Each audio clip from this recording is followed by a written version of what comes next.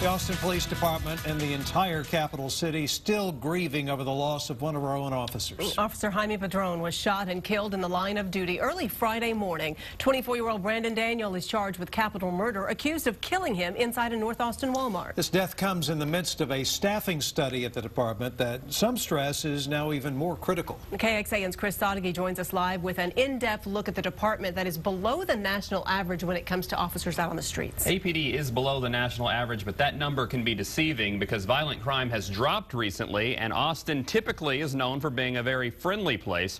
But reevaluations of all of that are inevitable when you have a week like last week. It was an 8-hour span that will rank among the worst in APD history. As far as I know, this is kind of a first for us as a city. Last Friday, the police chief, mayor, and city manager mourned the death of an officer while trying to explain why another officer killed a man 8 hours earlier. It was days like this one that just don't happen around here. God willing, we will certainly get through this and hope for better days ahead. You can be sure that the days ahead will include an examination of just how safe we still are in Austin, officers and citizens alike. The department was set to have a staffing study tell them just how prepared they are. It could be crucial.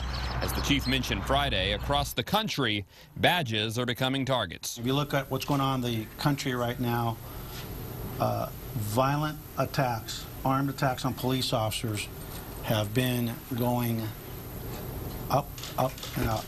Nationwide, the average for officers on the street is 2.4 for every 1,000 residents in a given city.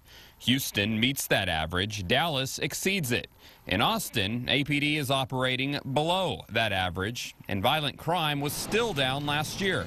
As the study is completed, and if APD asks the city to hire more officers, one 8-hour span could make a big difference. We'll continue to do everything we can do within our power to keep Austin one of the safest cities, one of the most livable cities, one of the greatest cities to live in. And it would take about 400 or so more officers to bring Austin up to that national average. That staffing study is expected to be completed sometime this summer. Chris Sadeghi, KXAN News.